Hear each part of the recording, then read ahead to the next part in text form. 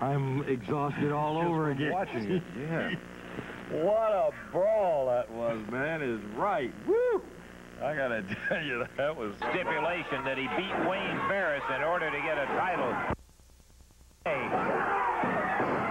Double knockdown as they're both down on the canvas. Get up, Wayne! Please get up! Jimmy Hart out of his chair. Get up, pretty boy! There's no unreasonable thing about it. Okay.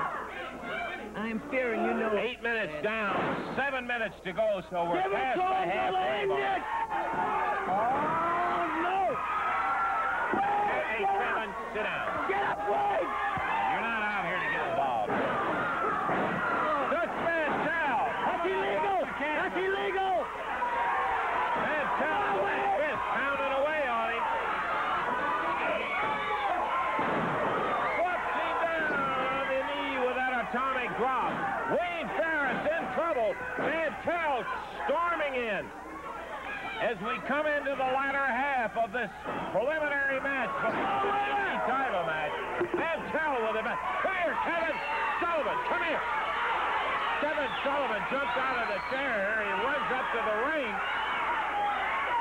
Here comes Roy Rogers across the way. Sullivan jumps off, slams his knee right into Rogers' head. As he came off the turnbuckles, Rogers down.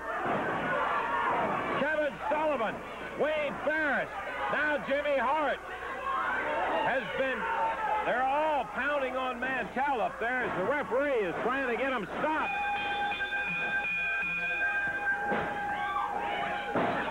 Sullivan, Farris, and here comes Keirn in. They grab him as he comes through the rope. Jimmy Hart up on the ring apron. Keirn ducks under the double clothesline. Nails Sullivan with a forearm. Puts Farris down. Mantell up. Sullivan down on the floor. Mantell. And Keirn immediately goes over to Roy Rogers to check his condition. Sullivan came off that top turnbuckle in there. Nailed Rogers right in the head, Dave, with that knee. Caught him on the side of the throat, or caught him right in the head in there as he pounded him down on it, as Roy Rogers was trying to stop the efforts of Kevin Sullivan to interrupt the match. It was a stop match as Sullivan hit it, and Roy Rogers hit it about the same time, the ring in there, and the bout is going to be stopped. Way to go. And the first order of business in here is to welcome back Mr. Bill Dundee, the superstar. Billy, good to have you back here, buddy. Glad to see you without collars and everything else. I know your neck was injured from the pile driver, and to be honest with you, I'm a little surprised that you're up and around and ready to go. Well, Lance, I am too. You know, on Tuesday morning I got up, couldn't move my neck. I went to the doctor, and he didn't really know what was wrong with it. He said, take 2 aspirins, go home and go to bed. I said, man, I can't be taking 2 aspirins and going to bed. So I wandered off down to the chiropractor, and about 4 visits after him, he loosened it up. There was a jammed vertebrae and a pinched nerve. So I'm back in business, I hope. You are. So we'll find that in Jonesboro tonight, but I think it's all right. Nothing major and severe in terms of it, and I'm tickled to death to hear that, because we were a little concerned at the time that it happened with the Nightmares. Our attention was directed somewhere else, but then reviewing tapes on the thing 3 times, bang, and I really was concerned about that. Well, I was too, Lance, but it took the 2 of them to do it. Don't let's forget that, and I'm going to get my chance to get back at them. That's another story, though. Hey, Billy, we weren't able to get to you on this. We traveled around, had kind of an idea that I want to explain to you, and then I want to ask you something about it. We got thinking about that. We've asked the fans from time to time to write in and make suggestions in terms of what kind of a match would they dream up, what would they like to see, and we've gotten great response from the fans. And of course, promoters every week, they have their dream match because they book what they hope is going to bring in a full house and all of that. But never before have we had the chance to ask wrestlers, what if they had an opportunity to have a dream match, what kind of a match would they dream up? Now, I've gotten a lot of the guys, and I hope that you'll have a chance to see some of them, because some of them are very interesting in there. I haven't had a chance to get you on videotape, so right now I want to ask you, what kind of a dream match would Bill Superstar Dundee come up with? You serious? You want me to tell you right now what I'd like to do? If I could pick the match or do whatever it is? Yeah. Okay, Lance, I'd like to have a no-holds-barred, no disqualification with Bo Derek. No.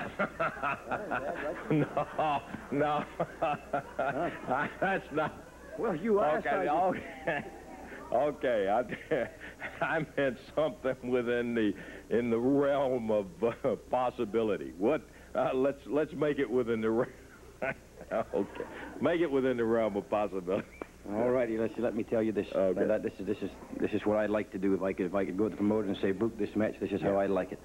A couple of years ago, there's a guy around me and him with a real good tag team. His name was Jerry Lawler. Now, if I could book any match, I'd book Jerry Lawler and Bill Dundee against the Southern Tag Team Champions, and you'd have new tag team champions, Jerry Lawler and Bill Dundee. That's simple. And that would be my dream match, Clancy. No question, when the Superstar and the King were together, you guys just dominated tag team action everywhere. And so what you'd like to see again is the opportunity for Dundee and Lawler to get And as the King would say, I wouldn't want to beat Brad Douglas, but we can beat any two guys that's around. Jerry Lawler and the Superstar was unbeaten around here, and we did it before, and we could do it again, and that's my dream match, brother. Okay, Billy, we appreciate it very much. Glad you're feeling better, and I'm glad it wasn't any more serious than it was, and you gotten it all straightened out in there. Bill Superstar Dundee back in action again. The results of talking to some of the guys about what kind of dream matches they were. We asked the King, as a matter of fact, what he thought about it and what he would like. Jerry, I know that you know I've been going around asking all the wrestlers a little idea. We've asked the fans, promoters every week have their matches. They put them together, and sometimes, as I've said before, you guys like them, sometimes you don't. I'm interested, this will be the first time we've talked to wrestlers to find out what their dream match would be. If you had a match that you wanted to put together, what would it be? I don't even have to think long about that, Lance. I think you, probably all the fans, realize the match that I'd like to have. You know, it's been about 6 months now that I've been coming out on TV week after week and saying I'm going to get rid of Jimmy Hart, and I've been trying, and the little snakes just seems to stay here somehow. Well, the match, if I could have any match or any kind of stipulation on the match that I would like to have, would be Hart and myself in the ring with, let me think of 4 good, maybe with, say, Bill Dundee and Steve Keirn and Dutch Mantell and the Dream Machine, all of those 4 guys on each side of the ring, Hart and I in the ring, and start the match and just fight to the finish, fight till one man can't go any longer, Lance. And every time that little wimp tried to jump out of the ring, either have Dundee or Mantell or Keirn or the Dream Machine throw him right back into me. Now, wouldn't that be a dream? That's the kind of match that would for you, but it would be the name of one of Jimmy's family, a nightmare for him. Well, that'd be the match that I want. Me and Hart with those 4 guys around the ring to keep throwing him back to me. No time limit, no fight to the finish. Fight till he can't fight anymore. Okay, well, good luck on your dream match, Jerry Lawler. You know, we also talked to Dutch Mantell, and I love Dutch's practical standpoint that he had in terms of the dream. So let's take a listen to what the Dutch man a little earlier, Dutch. This is kind of fantasy time. And what I really wanted you to think of was, if you were going to put together one match for yourself, what would that dream match for Dutch Mantell be? Well, I like money, Lance Russell. I like a lot of money, and my dream match, if I could really have it, you know, but we're dreaming. Now, this is theoretical. It would be if promoters would guarantee me $1 million for a match, but I think that's a little too much money to ask. But getting to the serious point, Kevin Sullivan, he's been on my mind 24 hours a day ever since he took that TV title off of me. Yeah. And he's been talking about the South. He's been talking about Mantell's the dog, and Lawler's this, and Dundee's that. Well, I'm going to save everybody a lot of trouble. My dream match, if I could get it, would be to have Kevin Sullivan by himself in the ring with Hart and Farris and the Nightmares way in the back, barred from ringside, just me and Kevin Sullivan in the ring, and to prove who is the better man. Now, Sullivan, you got a big mouth and an even bigger ego, but I would like to prove to the people, but more to you, Sullivan, that I can beat you in a fair match. That would be my dream match. Well, I don't know. The only dream part about it, Dutch, would be if you could keep Hart and all those other guys away from interfering. But maybe someday you can dream about it, and we appreciate your dream match. Thank you, Dutch. You know, also the dream dreams, and during the midst, and you catch them where you can, as I say right here. We wanted to find out what the Dream Machine thought.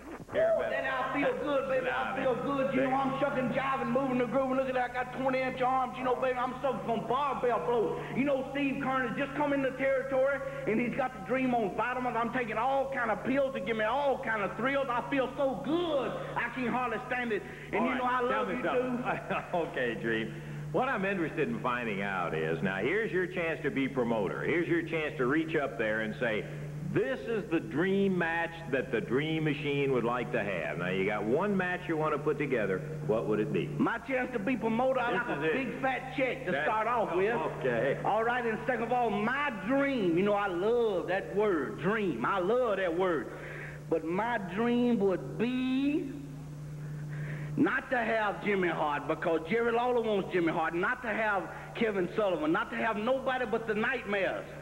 Because, you know, they say the answer to a dream is a nightmare. Jimmy Hart did bring those boys in here to do away with 275 pounds of natural blue-eyed soul.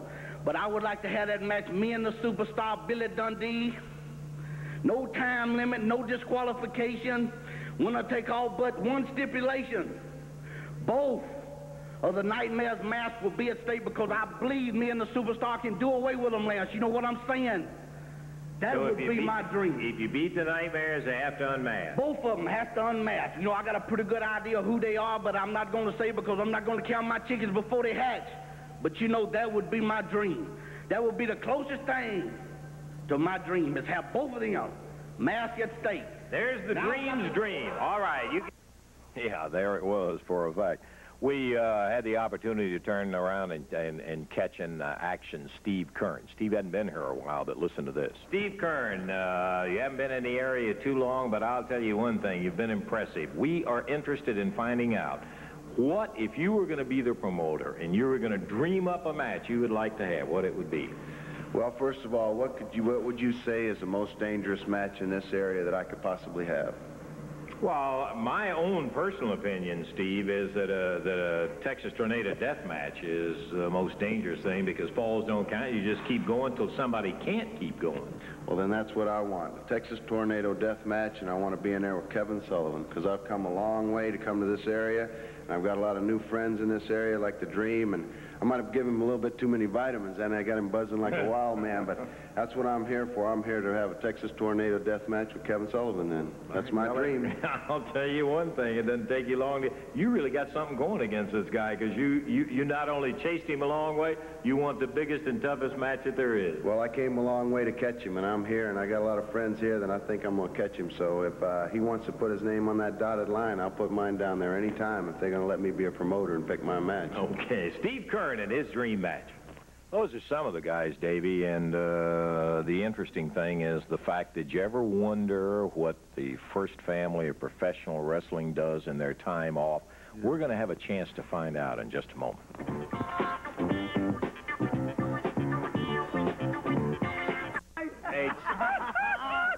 First, I want to thank you, I think, for letting me come to the First Family's clan meeting here, Jimmy. Man, don't tell me Lawler and Dundee sent you over here, right? Well, they can't get in the family. You can't get in the family, baby.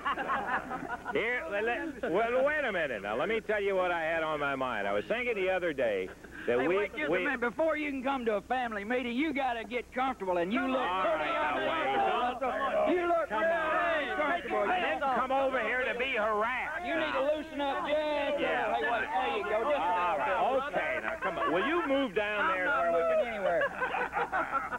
You tell him. Okay. Come on. Let me just a second. Let me tell you why I came. All right, a meeting come to order here. Meeting come to order. Okay. All right. I was thinking the other day about the fact that we have had opportunities for the fans to write in and say, hey, I'd like to see this match and that match. Okay, just hold it a minute, Wayne. The promoters every week. Here, take some, darling. Okay, do you mind if I just not drink it right now? I don't know. Yeah, I'm sure. The promoters every week have the opportunity to make the matches that they're interested in seeing, and sometimes I know that you guys do not particularly care for the matches that are booked by the promoters in there. But the thing that in all the years that I've been around commentating on wrestling, I have never known the wrestlers to express an opinion on what kind of match they would like to have. Say, what would be like a dream match if you guys. So what I want you to do is to take just a minute to think about it, and then I want to ask you about what your dream match would be. Well, first of all, I don't need a minute to think about a dream match, Lance Russell, because there's only one dream match that I want, and that would be with Roy Rogers, that young, dumb punk that don't need to be in the wrestling business anyway, and if there's any way I could get rid of him, it would be in a dream match, and I would completely get you out of the country, out of everything, out of the ring, out of anything you ever wanted to be in, Roy Rogers, because for one thing, boy, beautiful, baby. You make me sick. I hate your stuff, baby. Beautiful. All right, the Boston Battler, Muscle Man Kevin Sullivan. Have you got a dream match that you would like to express? First of all, Lance, I'd like to say thank you very much for coming to the First Family's outing today. Yeah. I'm glad you loosened up. You know, later on we got somebody coming out of tape for you, but forget about that now. You know, I've thought about this a lot, you know. I got a guy here that's been a thorn in my side, Dutch Mantell. And I don't have to tell you, because everybody out there and everybody knows here how he's ran for me, how he's hid for me, you know, that shell-shocked idiot. I can't get him to stand still one time. I know, thank you, Lance, because you're here on our family grounds. The boys will tell you, isn't he afraid of me? Yeah. See, unanimous. That's scared of death. And you know, as everybody in this area knows, I'm probably the king of the battle royals. So The king. The king. Baby, not Okay. probably the. Thank you, James. So I was thinking was this. You know, a battle royal, someone always gets hurt in a battle royal.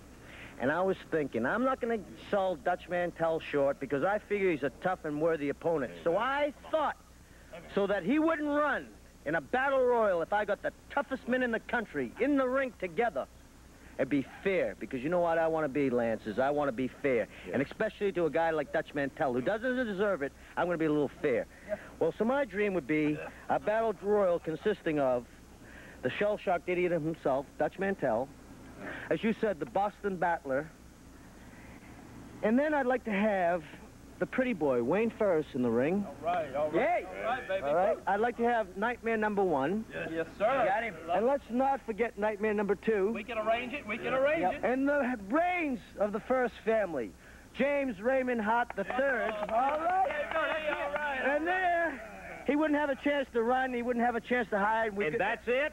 That's it. That's fair, square. Mantell against the First Family of professional wrestling. Well, you see, it wouldn't be against the First Family. It'd be a battle royal. Hey, it'd be fair. It's your dream. Kevin Sullivan, this is your dream. Let's get one of the Nightmare number 1 down here. Let's get him in here and find out from him what his dream match would be. Wait a minute. Let me talk to him. I do the talking. Come here, darling. Come here, baby. Well, here we go with the Jimmy Hart Fabulous Ventriloquism Act. He does all the talking for the Nightmares, and so he is getting the translation. Can you translate for us, James? I'm going to try to. What have we got in this punch here, man? This is great. Let me tell you something. All right, this is what my Nightmare number 1 wants. He wants a handicap match with a dream machine. Very simple, and it works like this. Nightmare number 1 and Nightmare number 2 against the dream, with one stipulation, of course, that when they beat him, then he'll unmask himself. Yeah. Can you imagine him unmasked, a big, fat, ugly, big pig? Can you believe that? A handicap match with the Nightmares against the Dream. They put up their mask. He puts up theirs. He puts up his mask. Excuse me. You misunderstood me. I think you're the one drinking the punch. Listen, their mask is not at stake. His mask is at stake. The Dream Machine's mask. That's the stipulation. One mask at stake. Yeah. Okay. Isn't that beautiful? Let's get Nightmare number 2. Are you going to do the translation for Nightmare number 2? So Jimmy Hart now, and you notice how he's moving his strings, the mouth goes and nothing comes out till the translation comes. All right, Nightmare number 2's dream match. You won't believe this. This is the most heartwarming thing that's ever happened to me in my professional career of wrestling. You will not believe what this man just said to me. What did he say, Jim Bush? Lance, he just told me that his dream would be mine. Anything that I want is what this man wants because he loves me. I'm the greatest thing to ever happen in his life. Thank you. You're the greatest thing that ever happened in Okay, so nightmare number 2 has no dream. We've gotten the first family's dreams in there, and we appreciate the opportunity to... Wait a minute. Excuse me. Well, you didn't ask me about my dream, baby. My dream. What about my dream? Well, like it or not, I'm going to get Jimmy Hart's Because if dream. he gets a dream and he's going to give it to me, then I want my dream. Okay, Jimmy, what would your dream match be? Excuse me. This is my dream. This is my dream, baby. I want to get Jerry Lawler into the ring. I want to get him in a boxing glove match. I want him to have boxing gloves on, baby, because you know in high school, who was the #1 professional boxer? Non-professional, but I call myself professional in high school, Jimmy Hart. Who won Golden Gloves? Jimmy Hart, baby. Come on, tell it like it is. I'm not telling you. Fight it too, but the referee kept on stepping on his head. Stepping on his hands, did you hear that? Let me tell you, this is mine. I would like to get Jerry Lawler in the ring. He's got boxing gloves. What's in that punch over? I want to get him in the ring with boxing gloves on, #1.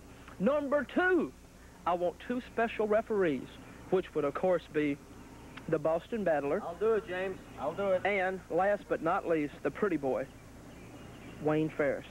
2 special referees. You got it, darling. 2 special referees, Lawler in boxing gloves. But I want the Southern Heavyweight Championship belt put up. For this reason, Lance Russell, Jerry Lawler came out here on TV and he told everybody, boy, Jimmy Hart, you've done the greatest thing in the world for me because bringing in the Hawk, and he beat the Hawk, he beat Jack Briscoe, Dory Funk, Terry Funk, Jimmy Valiant, Austin Idol, I can go on. Well, that moved Lawler up in the rankings, right? Well, baby, if he has that match with me, then I'll win the match. And then he'll be down at the bottom again. Look at these 18-inch arms, Lawler. Look at this, 18-inch, baby. Look at these biceps. Look at this body. Look at it. That's your deal, baby. Lawler, can you take it, baby? Boxing gloves, Southern Heavyweight title shot match, plus, last but not least, my special referees, Sullivan and Farris, baby. Come on, Lawler. Come on and get it, baby. Come on, head on. Boy, that is a dream, I got to tell you. Okay. Your typical fun-loving American family, and so as we say adieu to the first family of professional wrestling, we'll have more on Dreams later on. You know, going to an outdoor practice they are crowned. I have no intention of congratulating this particular champion. We're talking about the new AWA Southern Heavyweight Champion, Jimmy Hart, who took that throne from Jerry the King Lawler. And so we will follow our practice, and here is the new Southern Heavyweight champ. I say jokingly. It's a laugh. Jokingly, huh? Set the whole Southern Heavyweight thing back 15 years with that farce match that you had in. Well, let me just say something right now, ladies and gentlemen. You're looking at the new Southern Heavyweight Champion. Let's give... Oh, hey, that's right. You love me, don't you? Well, you know what? I feel so good. You know, in music, I had a gold record, right? Yeah. And now in wrestling, this is the best thing. Look, the cameramen are so asleep, they can't even get a shot of the belt. Here, boys, let me help you out. Look at this jewel, baby. It's Jimmy Hart's forever. I am the Southern Heavyweight Champion, and I'm going to stay the Southern Heavyweight Champion. What do you think about that, Russell? Well, I hear you talking, Jimmy, but that doesn't really have anything to do with the fact that the way you won it in a completely loaded match, it was incredible it should have been, and you do have the Southern Heavyweight belt. You've added that to the family collection. Well, let me just say this. The family is the greatest thing that ever happened in professional wrestling. I am the greatest thing that ever happened in professional wrestling. Lawler is finished. He's washed up. You know, once there was a Jackie Fargo, and he was sitting high on the crown here in town, and everybody thought he was the greatest thing. And then came along a smart punk by the name of Jerry Lawler, and he knocked him right off. Well, now, Lawler, your day has come, brother, because there's a smart punk on the scene now named Jimmy Hart. I am the new Southern Weight Champion. You don't even have enough fans anymore, baby, to pack a phone booth, and that's all I got to say. Yeah, well, I want you to stand right here. You stand right here. I've got an interview that Jerry Lawler on the explanation of that entire situation. I think it's only fair that we stand look, I don't want to hear no film on Lawler. He's not down here today because he's ashamed to even show his face, baby. I'm the Southern Champion. I'm not staying for nothing. You can watch the film and go to sleep with everybody else out here. Pelican nose. That figures just exactly about what you would do. You don't have the guts to stand out here. Let's take a listen in a bizarre situation that Jerry Lawler... Well, I would imagine that by now, Jimmy Hart is strutting all around the TV station there with the Southern Heavyweight Championship belt around that little skinny waist of his. Mighty happy that he is the new champion. And I would imagine that everybody is wondering just exactly how this happened. I've been asking myself that same question all week long, but I'd like to take just a second here to explain, or try to explain, a little bit of how it did take place. You see, a few weeks ago, the promoters came to myself and Bill and several of the other wrestlers around the area, and they asked them if you could have any kind of match that you wanted with any kind of stipulation involving any other wrestler, what would be the match that you would want? What would be your dream match? And at the time, I just thought they were, you know, it was just a fantasy type thing, wondering what kind of match we would ask for. So I naturally wanted a match with Hart involved, and Hart wanted a match with me involved, and all of the wrestlers came up with some sort of a crazy match with a lot of stipulations where it was one-sided, stacked in their favor. And then a little while later, the promoters came back to me and they said, if you could have your chance to get your dream match, would you agree to be in anybody else, to be involved in anybody else's dream match, and the stipulations that they've asked for? Well, I had to think for just a second, and I said, yes, I would. Because when I went into that match, where the winner of the match would get his dream match, I felt certain that I would win the match. I knew I'd beat one of those punks, and then I'd get to have my dream match with Hart, or at least one of my teammates would win the match. You know, every time I step into the ring, I feel like I'm going to win. If a wrestler goes in the ring doubting whether or not he's going to win the match, he usually won't win. Well, the thing didn't go exactly the way we wanted it to, and we didn't come out on the right end of the match. We didn't win it. And so, because I had previously agreed, I had to go into the ring in Hart's dream match. And I had to wear I had to put boxing gloves on, to where if I did get to hit him, it'd be a padded blow. And I was against Hart, and the Southern Heavyweight Championship belt was at stake. But to top it all off, Kevin Sullivan and Wayne Farris were the two referees. Well, it was a completely one-sided match, all right, all in Jimmy Hart's favor. Every time I would grab him, they would be right there to pull him off of me. Every time I'd try to hit him, they would come in between us. I realized I didn't have a chance about halfway through the thing, and I even tried to hit one of them to get disqualified, but no, he didn't disqualify me, and that's how I wound up losing the Southern Heavyweight Championship. Well, let me tell you something, Hart. For years now, I've been mighty proud of that belt. I consider it my belt. I'm as proud of that belt as any belt in the country, the World Championship or whatever. The Southern Heavyweight Championship belt is my belt. And I'm going to tell you this, punk, and I'm going to promise all you people out there that right now Jimmy Hart has that belt around his waist, but Hart, I'm making you this promise. You will never, no matter what I have to do, you will never be able to defend that belt the first time. You remember that, punk. Okay, there it is. Jerry Lawler, I will say he was a man of his word. He agreed to go in there. I think there was some misunderstanding that both Hart and Lawler had the gloves on. That is not correct. The stipulation was that Lawler would wear gloves. He was man enough to stand up to it, and he paid the price because he never thought it would take place. And that is the way that number goes. Hey, listen, we've still got the Nightmares. We got Steve Keirn and Roy Rogers as their opponent. It was a match that really caught my fancy because it had two really outstanding young athletes going against each other. And it was a bout that I absolutely was thrilled and interested to see, and that was the Steve Keirn Golden Boy Chick Donovan bout. Man, oh man, when these two young warriors tangled, well, let's take a look at some of the action as it took place. He misses a big right hand sleeper hold on Donovan. Keirn very quickly went into it. And he's run into the turnbuckle. I was wondering whether he is going to make it stick. The reason being, Keirn was unable to have that left leg hooked on the floor even. He was just on his tiptoe with it, and he really couldn't get the pressure on Donovan. Donovan ducked him, whammed him into the turnbuckle, goes for the figure four. Is this going to be it? Keirn underneath the ring rope. Boy, and that saved him. Donovan won't let it go, but he cannot get a submission out of that figure 4. Because the action, officially speaking, has stopped. Steve Keirn would deny any action stopped as Donovan was continuing to work on that figure 4. Keirn in trouble. And Steve Donovan, Chick Donovan, is no guy to be in trouble with. Donovan pounding. Once again, he goes for the leg.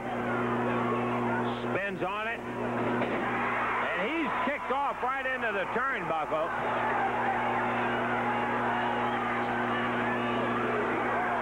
And look at his Keirn fight back. He is a battler. Crowd loves it, too. Dusted him with that forearm. Backdrop.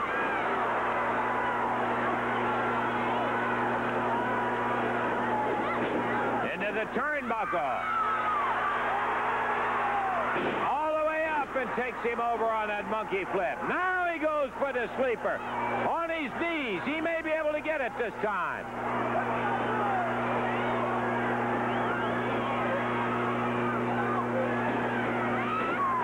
That time when Donovan took him back, look at that. Suplex, 2, 3, got him. What a super move by Steve Keirn. Donovan was going to run him into the turnbuckle again. The minute he leaned over and Keirn felt his legs leave the floor, he let go of him, pushed him in there. As he bounced straight back, he picked him into a suplex, slammed him back down, and got a 3 count before Donovan could recover. 19 minutes, 39 seconds. The winner, Steve Keirn. Boy, I tell you, I guess you gathered in there that Golden Boy Chick Donovan had used that move before running Keirn into the turnbuckle on it. What a great move. I never thought I would see him get him and suplex him back like that. Here's the man that we were just talking about. In his own right, he had the nerve to come out here and at least agree to talk to us about the match. Golden Boy Chick Donovan. Chick, I got to ask you, going into that match, were you not feeling well when you went in there with Keirn? Were you just not right and ready for the match? I have no excuses, Mr. Russell. As you saw it, the man beat me. 1, 2, 3. There's no excuses. I have just been humiliated. Never in my life I would ever think that could ever happen to the Golden Boy, but it did. You saw it.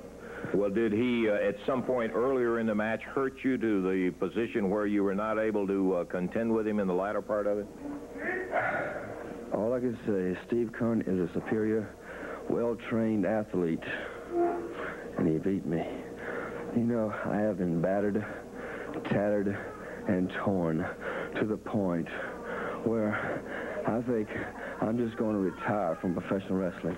I'm going to hang my tights in an old, cold, clammy closet, putting my boots in an old suitcase somewhere in an attic where I'll never see them again, Mr. Russell. I'm just humiliated. This is a dark day. Excuse me. It's a dark day for me, baby. Jimmy, we already seen you out here with your belt on. I guess you're sleeping with that on. Well, you better believe I'm taking a bath with it on if you want to know the truth. Let me tell you something, Chick. And I have to be honest.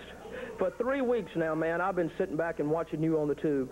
I've been watching you out here, and I think you have the best possibility of anybody I've ever seen in my life.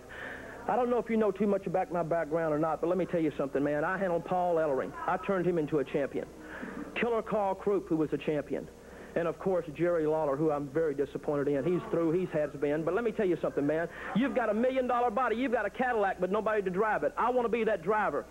But, Jimmy, I'm humiliated. But, man, look at you, though. Chick, listen to me. Look at you, man. Look at you. I'm telling you, you're a champion. You're championship material, man. You're out here with your head hanging between your legs. That makes me sick. All of my life, I've had to fight for everything. Listen to me. Everything I've ever had all my life, man, I've had to fight for. I'm making you an offer right now. You signed with Tojo Yamamoto, that fat little Jap. He's washed up. He's been washed up. He's overweight and out of date and out of shape. I'm here to stay. The family is magic. You can be magic. I can put magic into you, Chip.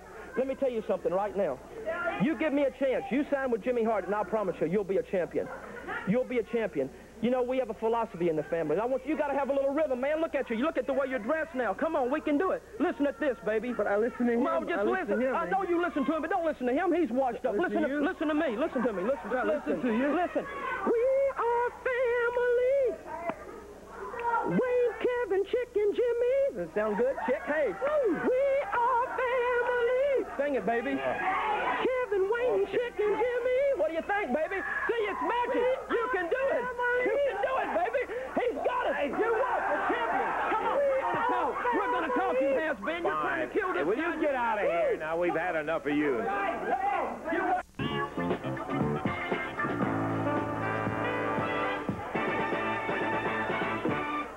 To say a whole lot more about it, let's take a look at the highlights. Jerry the King Lawler, Jimmy Hart. This one a lumberjack match.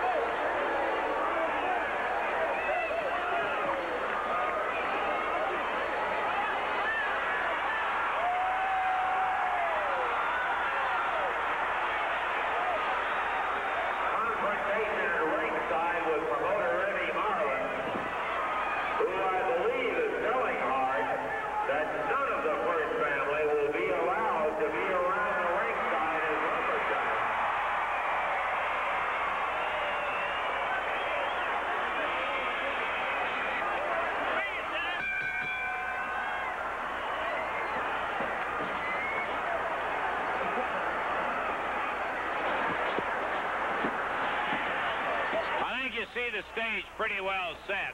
Hart giving Lawler plenty of room. Lawler just lapping at Hart in his boxing movements. Around the ring, the Lumberjacks. Dundee on the far side, closest to you with his back is Steve Keirn, his back to you. On the right side, as you look at it, on the floor from Oil Trough, Dutch Mantell. And on this side, closest to our timer's desk, Roy Rogers.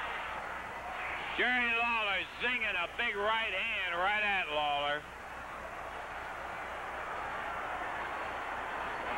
Hart scooped up some powder and threw it right in Lawler's eyes, holding his jaw where Lawler nailed him. And look at Hart go. He is a wild animal trapped, and he knows it. He's fighting for his life. Chokehold on Lawler. Remember, to the finish. No disqualification. The referee is on the outside of the ring. Steve Keirn pulled that sack of powder out as Hart is going after Lawler like a wild man. He double hands Lawler.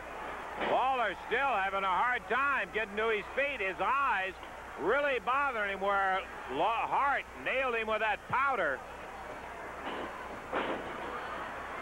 And Jimmy Hart, street fighting. He is fighting for his life. He goes get some more powder and rubs it in Lawler's eyes. He cannot be disqualified. And I think the crowd is stunned. I know Lawler is.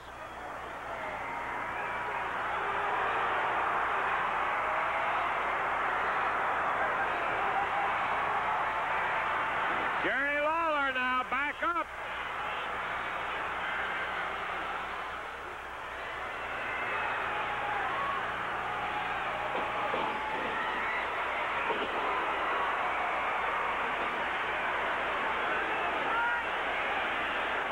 The King, clearing his eyes enough to see Hart, drops with that right hand.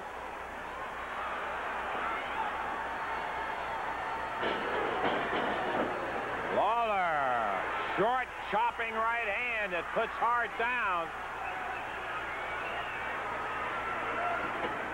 Hart, face first on the mat. Comes out of his trunks. We could see something shining. Looks like a chain, and he nails Lawler. Hart again nails him. He's got a chain in his hand. He puts Lawler down with that one.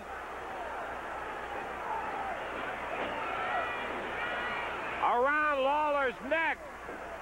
He's choking him.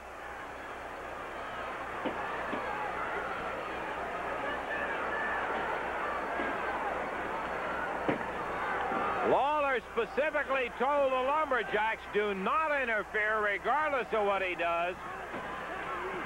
Just don't let him get out of the ring. Jimmy Hart in a no disqualification match, choking Jerry Lawler.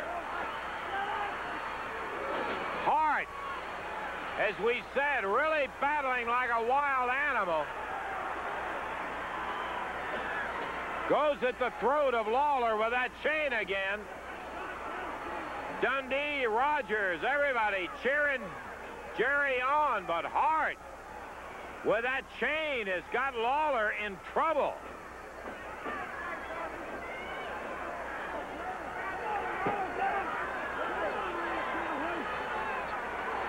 Jimmy Hart wraps that chain around his hand and shoots again at Lawler. Bam, he nailed him with that chain. And look out for the King. Hart knows he's in serious trouble. Lawler going after the chain, takes it away from Hart.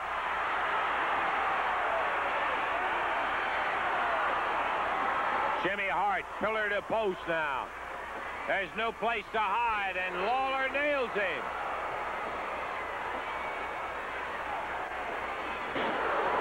The King puts him down. Hart gets out. Steve Keirn, Mantell. Throw him right back in.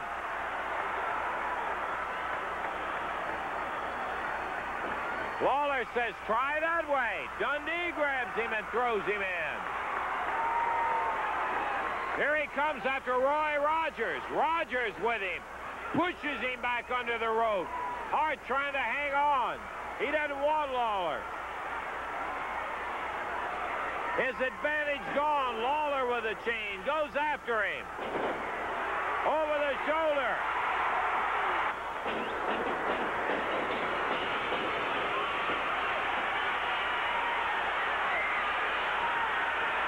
And the finish could be all over.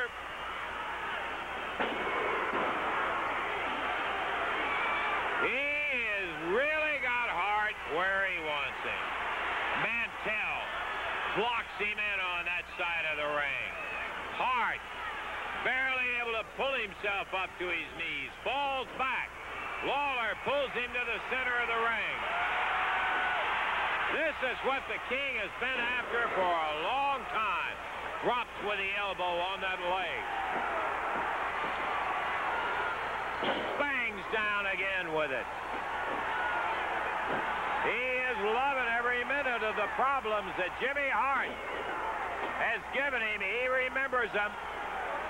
And with a vengeance, he's going after Hart.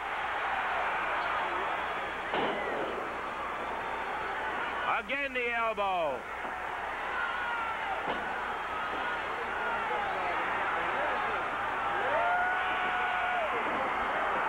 Spinning leg lock, and he really has Hart. Oh, boy. Lawler just pouring it on.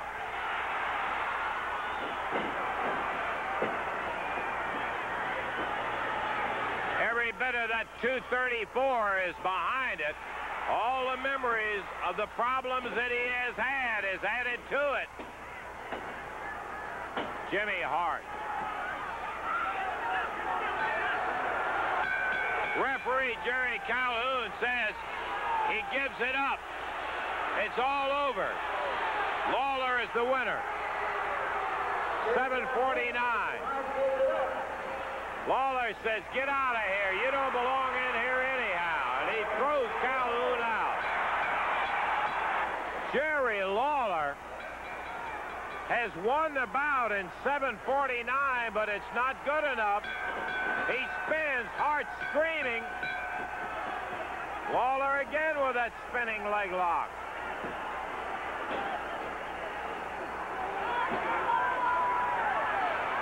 You can tell the vengeance is coming out.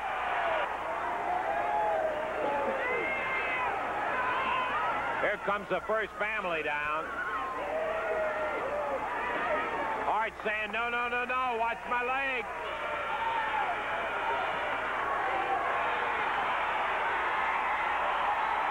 The crowd loving it.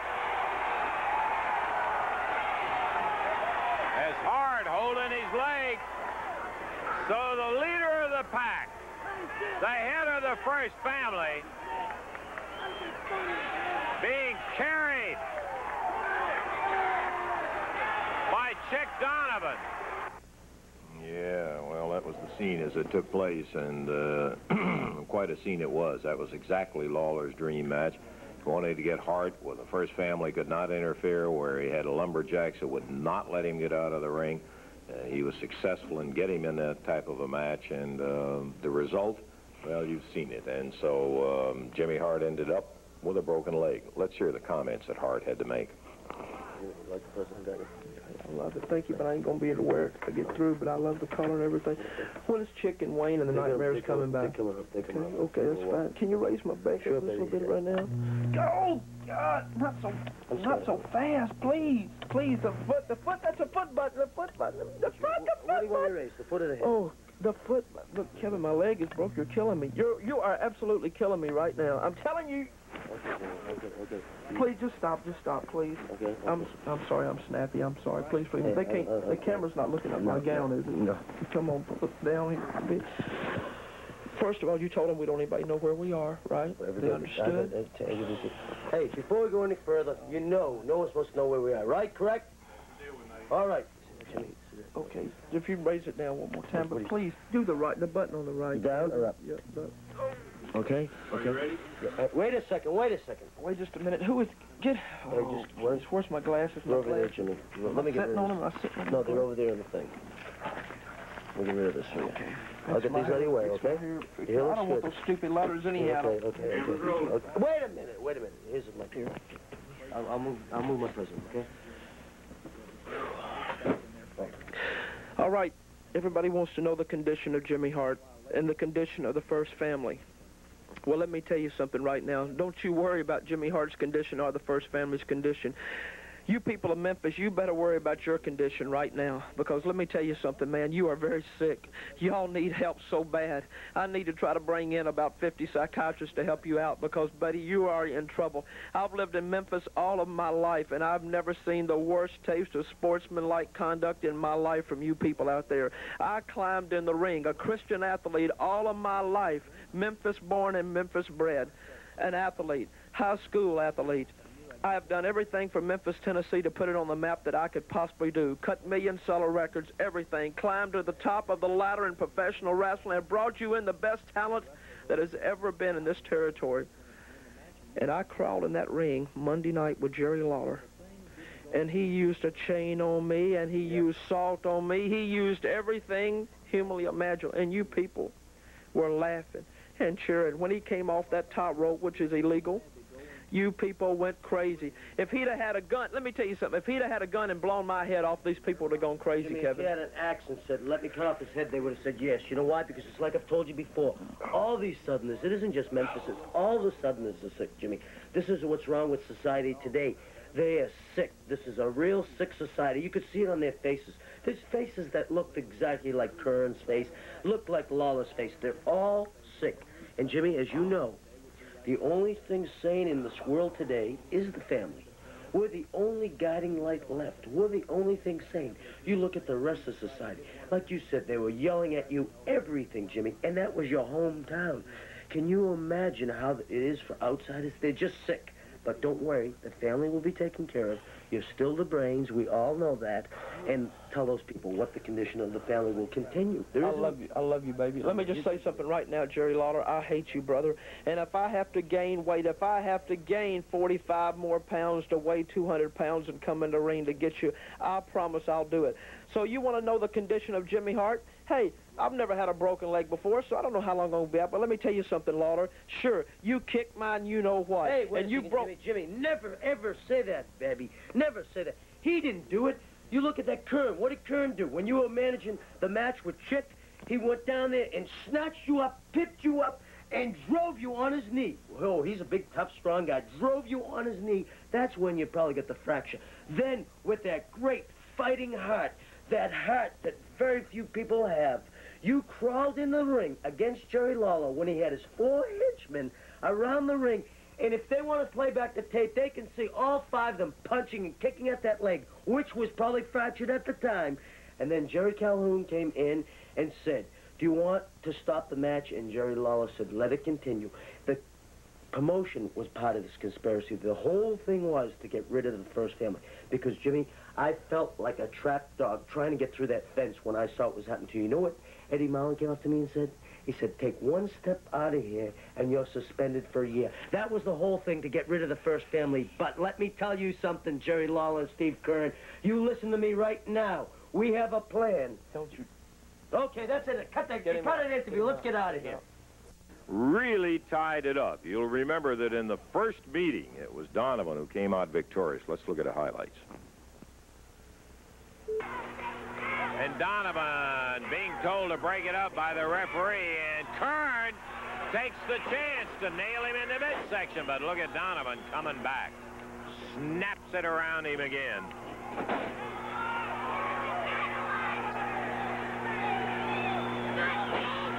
Hart over, distracting the referee, goes for a pile driver, and he did it while Hart had Calhoun away from the action. 1, 2, and the leg saves Keirn. He was able to pop his leg up on the ropes.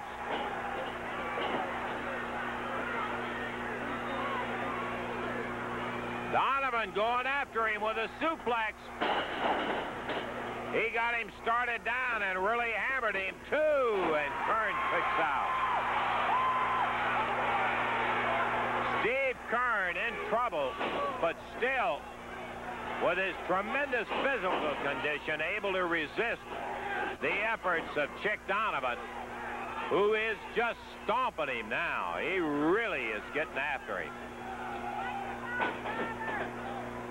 Backbreaker. Dumps Keirn down. Count of 1. He got a 1 count, and that was it. Donovan nails Keirn with a right.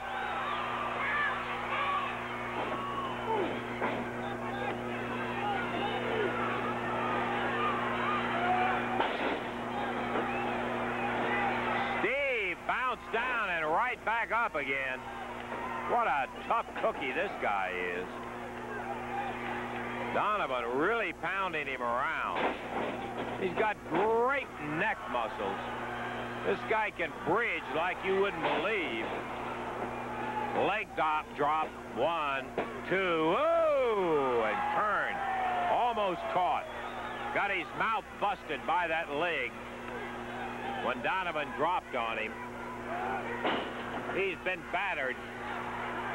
Donovan totally dominating the action for the last 6.5 minutes.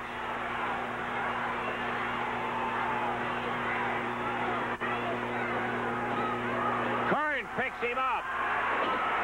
Drops him on the rope.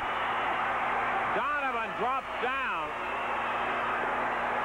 Keirn being told by the referee, very marginal move on Keirn's part, but he was battered. He had to do something. He goes after Donovan.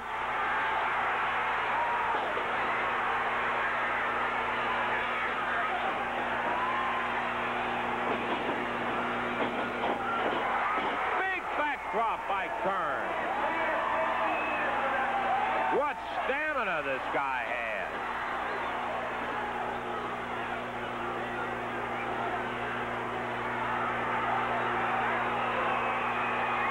Suplex. Keirn covers him. Donovan kicks out. 15-minute call has passed. We're more than halfway through this match. Oh, and as he whipped Donovan in, Donovan came off, slammed the referee right down. Jimmy Hart, there's that bridge we were talking about, turned. He had him in a pin. Hart being pulled into the ring. That's going to be it.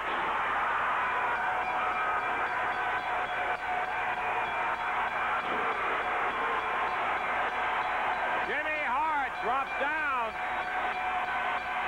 on that knee. It's going to be a disqualification, though.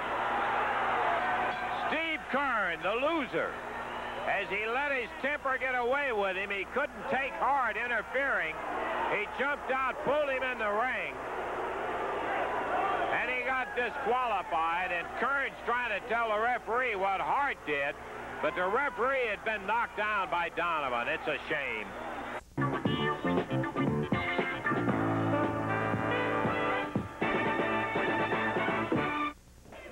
We are just about ready to go with a TV title match. The championship is on the line. The challenger is here. Here comes the current holder of the championship. Kevin Sullivan. Russell, get over here. I want to tell you something. You know, last week I wasn't here on TV because I was in New York City, the Big Apple. The Big Apple, where they appreciate me. Where they appreciate me. I was in a bodybuilding contest, Mr. East Coast, and I won everything. Best arm, best chest, best legs, best back. And this is what I got, because in New York, they appreciate me as a champion. And let me tell you, Steve Keirn, I've always been fair, and I'm going to give you a warning right now.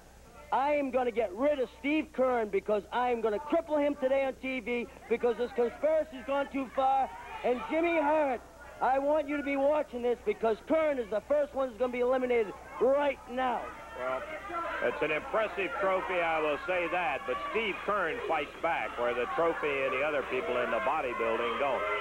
Okay, Davey, let's have the introduction while I get this trophy out of the way, if I can pick it up. It is a title match, one fall, 15-minute time limit. The challenger from Tampa, Florida, 225 pounds, Steve Keirn, the champion from Boston, Massachusetts, at 220 pounds, Kevin Sullivan. We are underway.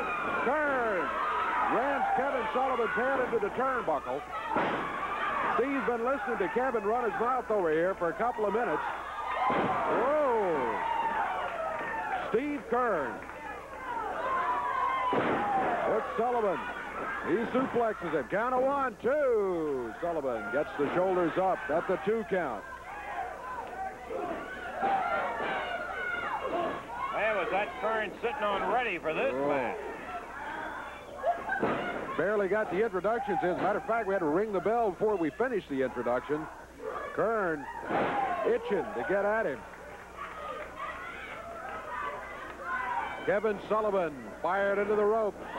Clothesline by Steve Keirn. Count of 1 is all he got that time. 51 seconds into this TV championship match. Oh, Sullivan fired into the corner, moved out of the way. Steve Keirn hit the ring post.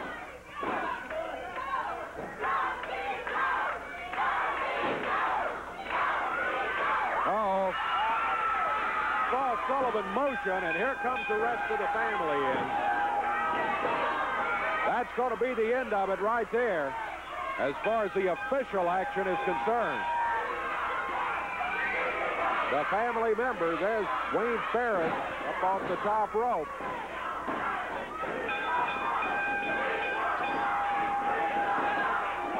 Nightmares, Kevin Sullivan, Chick Donovan, Wayne Farris, all of them working on Steve Keirn.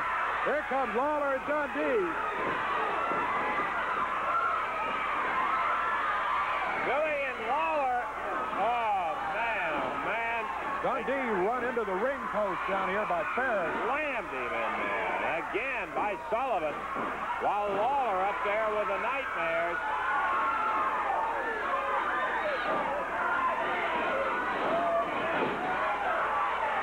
Donovan on a Steve Keirn that had been hurt by all of them. The Nightmares double-teaming Lawler over there. Dundee bleeding profusely about the right eye as Wayne Farris has a stick or something in his like hand. A piece of wood.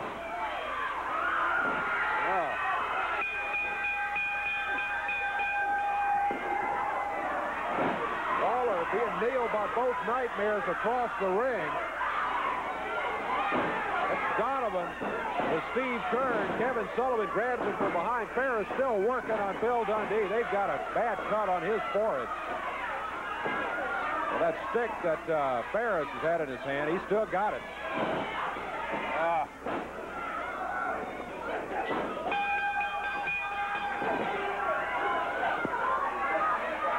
Nightmares on Lawler. Both of them. Here comes the Green. Mantell, Coco.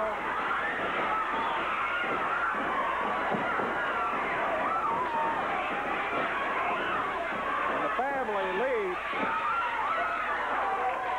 Finally. Boy, oh boy, oh boy. Lawler will be substituting, Davey, if you can change it up on that.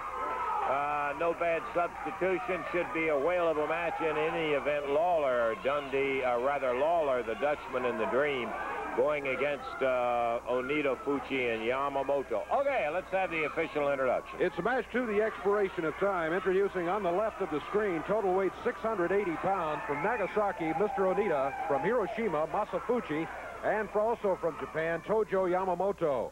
On the right of the screen, total weight is 719 pounds.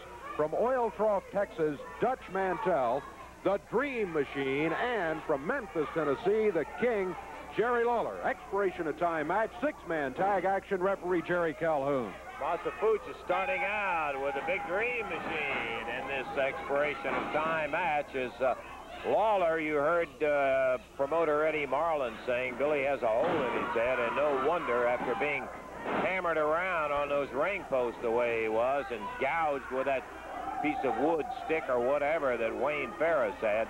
Lawler is taking his place in this match. So the Dream Machine opening up against Masafuchi. Hooks him, tags Dutch Mantell as he takes Fucci down. Mantell goes to work. Boy, you talking about an intense one. He is something. Reversal, and again a reversal, and Mantell bars it right straight up at the shoulder, man. He's in tight, and he's forcing Fucci straight down. Fucci looking over at the corner to see who he might be able to get to first, Yamamoto or Anita. Mantell hanging on, and Fucci hooks around to the side of him. Mantell can pull a little hair, too, as Fucci started. Mantell grabbed him, jerked him off his feet, took him down, dropped on that arm. Tag on the King, and here comes Jerry Lawler. Fucci hits the deck as Lawler unloads with that right hand, and referee Jerry Calhoun telling him, open up, keep those hands open in there. Tag, Onita.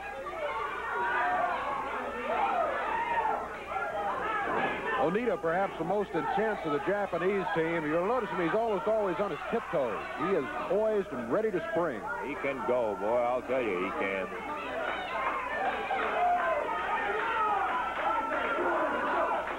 Lawler moves right straight in on him. Back to the ropes. Lawler's caught in between Fucci and Onita. And a duck by Lawler, and Fucci takes the brunt of that chop.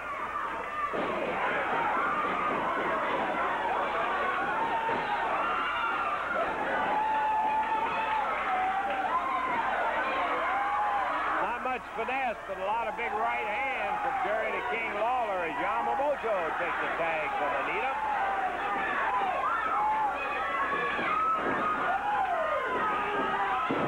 Beautiful hip toss.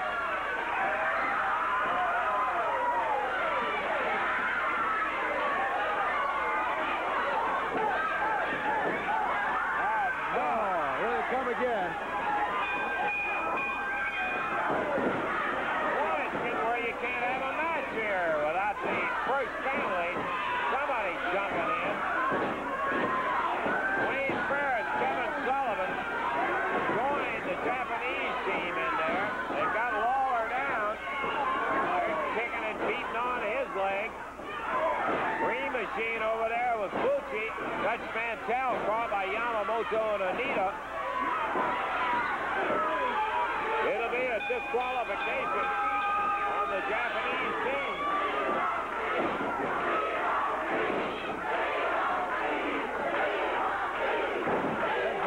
Leg stretched out.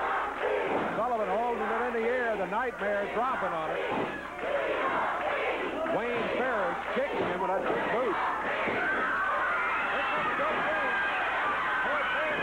Ball bat in hand.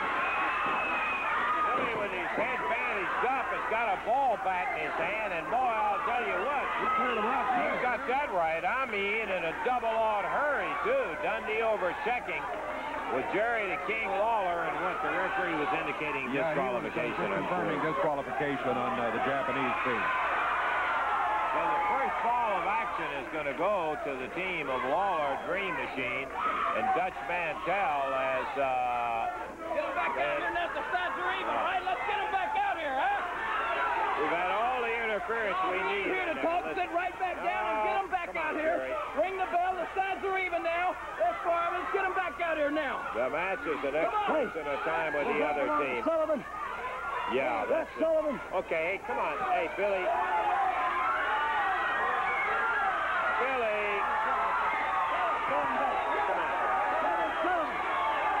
Kevin Sullivan. The sides are even, Jack. And if you like this little trophy, you got 10 seconds to get back right here, Jack. Let's just forget it. Hey, wait till you get him in the ring. Bill. Got. Hey, come on, Billy.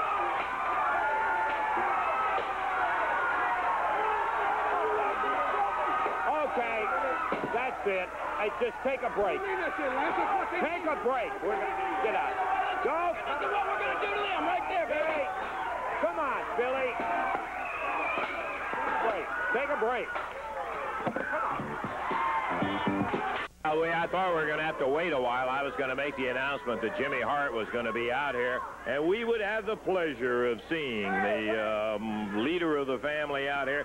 Looks like we don't have to wait. Well, Jimmy, I got to tell you, we've really missed you since you've been gone. Well, I know you have, because I saw the show last week, and I know the whole world missed Jimmy Hart. Let me tell you something right now. I heard what you said, Big Mouth, about all this tournament action going on for my belt. Let me tell you something, baby. I love this belt. This is the greatest thing to ever happen to me in my life, was beating Jerry Lawler for this belt right now. The Southern Heavyweight Championship belt. Listen, I hate these people out here. I don't know why you come on here for it. But let me tell you something right now. I got news for you. Everybody wants to make money off of Jimmy Hart because they know I've got 30 days to defend this belt, but I can't defend it because of my bone in my leg's broken. That's right. That's right. Well, let me tell you what, brother, and I got news for everybody. Today, Jimmy Hart today is going to defend his belt on TV. Now, how do you like that? Man comes hobbling out here on crutches and saying he's going to defend it. No way. Well, let me just tell you, no way or nothing. I am a super athlete. I am the great American hero. You know it, and the people over there know that I'm the great American hero. Quit, get that smile off your face. I'd like to slap your face. I'll tell you that right now. Hey. But let me tell you, boys, so everybody in the back, you listen to me. Keep your tights on, brother, because I'm going to pick some lucky person today to put this Southern Heavyweight strap up against, because the promoters everywhere ain't going to make no money off Jimmy Hart. You hear that, Eddie Marlin? You hear it? Go have a heart attack, old man. You've been sitting around getting bizarre more as you're laying around with your broken leg in there, Jimmy. Okay, we see you back. Hart's going to defend his title today with broken leg and crutches and 9 families in there. Jimmy Hart and the family coming in here.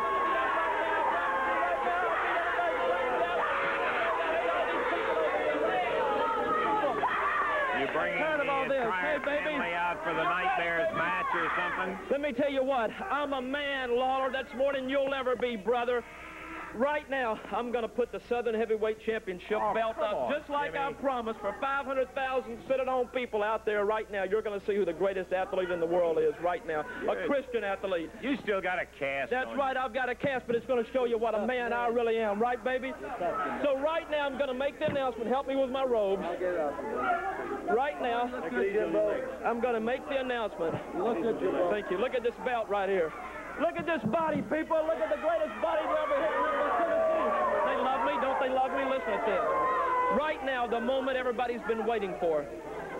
I am going to put my Southern Heavyweight Championship belt up, the belt that I love, against, in my opinion, one of the greatest athletes in the world, Chick Donovan. Super Chick. Oh, come on, Jimmy. He's going to be the one to face you. You are absolutely out of your mind. It's going to be a tough belt, but I'm going to do it, brother. Right now. The Southern belt is at stake. The Southern belt. Come on. Hey, what is all of this stuff? He comes out here and says he's going to put the Southern belt up against Chick Donovan in there. We've got a match scheduled with the Nightmares going against Coco Ware and David Price and Hart. Look at that. They're having to help him into the ring. What is this stuff? He can't wrestle with a cast on his leg. You guys aren't the referee.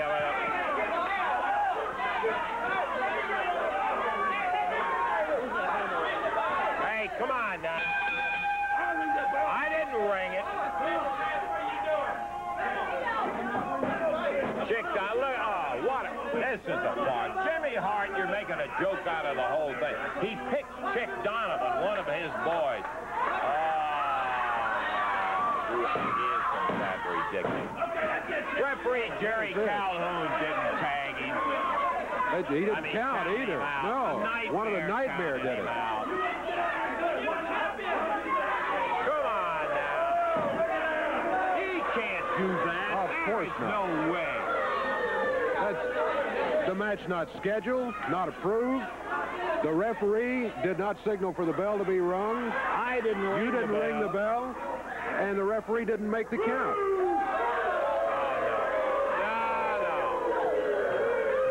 Now I suppose that you're saying that Chick Donovan is the new Southern Heavyweight champ. No way, man. I'm saying right now, brother, you're looking at the new Southern Heavyweight champion, the greatest athlete in the world, and I've managed everybody you can think of, baby. Austin Idol, Jimmy Valiant, everybody. And I'm saying this man is the new Southern Heavyweight champion, and I'll prove to you he'll be the greatest professional athlete to ever hit Memphis, Tennessee, or anywhere else. You pulled a lot of things in your time, Hart, but you're not going to get away with that.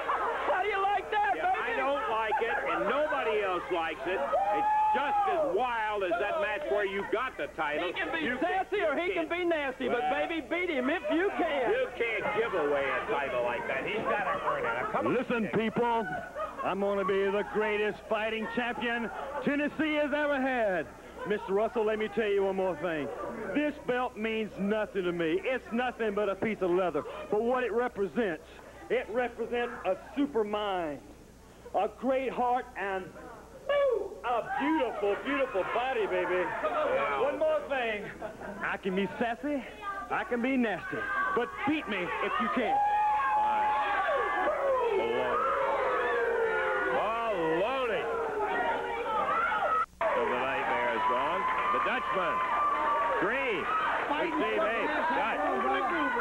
I tell you one thing, you still got that mask on. That's what it was all about in your last family crime. Long time we've been in a family crime. You remember that song, Long Beautiful Hair? You know they asked for this match, special added match.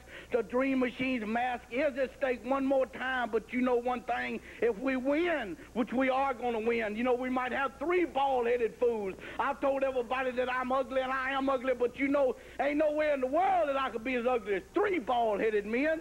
There ain't nowhere in the world. What about it? Hey, Dutch, of course, you know that Jimmy Hart is going to be at ringside, and his whole contention is without him there, they lost. But with him there, there's no way they're going to lose. Well, they can make excuses all they want. All I can say is they lost last the time we was in the ring, and they're going to lose again. Now, see, they asked for the match. We didn't ask for the match. They asked for the match, and we said it was all right. Now, the hoods have already come off, and we saw who they are, and we talk about the Dream being ugly. Well, them boys are running a close second, I swear to God. They're right in there with him.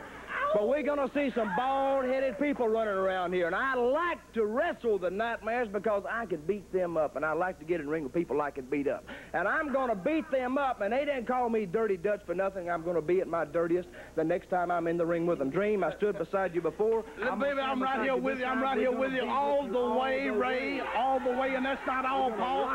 Chuck and Guy, you know, Jimmy Hart out here talking that bring tears to a glass eye. Oh, Joe, just wait across the studio. We'll get to you. I'm coming. I'll get to you in just a minute. Why are you betting that day? Why are you betting Come on, Tojo, now quit. Let me tell you something, you bullet-head fool. What's the matter with you? There ain't nothing the matter with you. You do that. What's the matter with you? My team is a formidable team. Why don't you talk about my team? Why you let my team down? I have a superior team. My team is the best team. Your team already beat Nightmare. Nightmare is no team. You understand? Yeah, well, you just wait and we'll get to you in a little bit. This is my interview, Tojo. If you'll wait your turn, we'll get your fat mouth out here. Now, you wait a few minutes. No, don't you tell me nothing, Tojo. I'll tell you one thing. The reason I...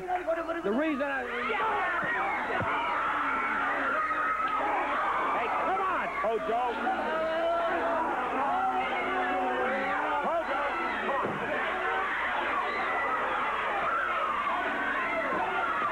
Yamamoto and Anita come out here in the middle of Mantell and the Dream's interviews.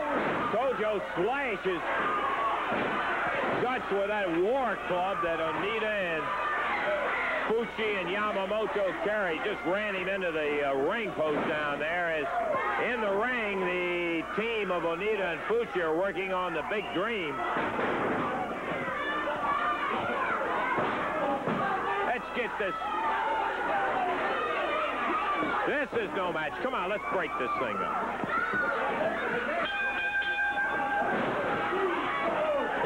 Tojo. Mantell in the corner over there is Anita and Yamamoto slamming away at him. The Dream jumped by Fucci as Yamamoto,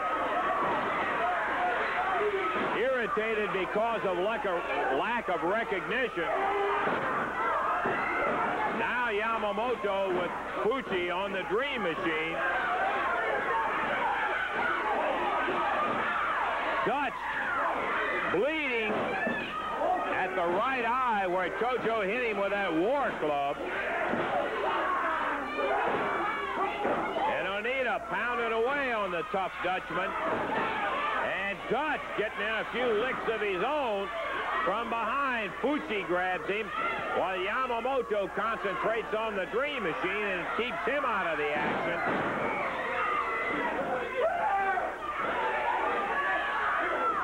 Anita and Fucci taking turns jumping down on Dutch Mantell. Just enough of this. Can we get somebody out here and get this thing stopped? Mantell bleeding. His right eye is busted open. Anita and Fucci jumping on him. Double teaming as Yamamoto hammering away on the Dream. Big double chop from Fucci, and Dutch draped over the ropes. The tough guy from Oil Trough, Texas. In his own right, a rugged son of a gun, but he's going against both of the Japanese at the moment. The Dream battling with Tojo as he climbs up on the ring apron. It's a 3-on-2 situation. Yeah, see if you can get somebody out here. Dream Machine nailed back down by Yamamoto, and Dutch, boy, he's a mess now as this Japanese team has continued to hammer them. Here comes Steve Keirn in.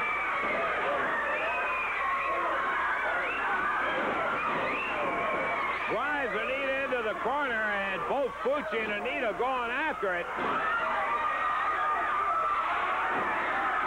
Mantell pulling his shirt, his belt off, and he's going after Anita. A little more even. while he's bleeding from the right eye. Boy, he is a rugged one. Look at the Dream. They're all after Tojo and Steve Keirn. Working on Masafuchi, and he really decked him. Yeah, a little more even. Dream on Tojo, Keirn on Fucci, and Dutch taking care of Mr. Onita. Dutch got his belt off, and he's using it to good advantage.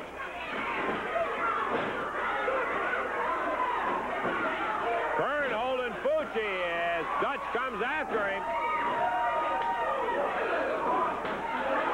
Just a free-for-all. What we ended up with. Start an interview out as Dutch comes after Yamamoto. Green nails Onita with a chair.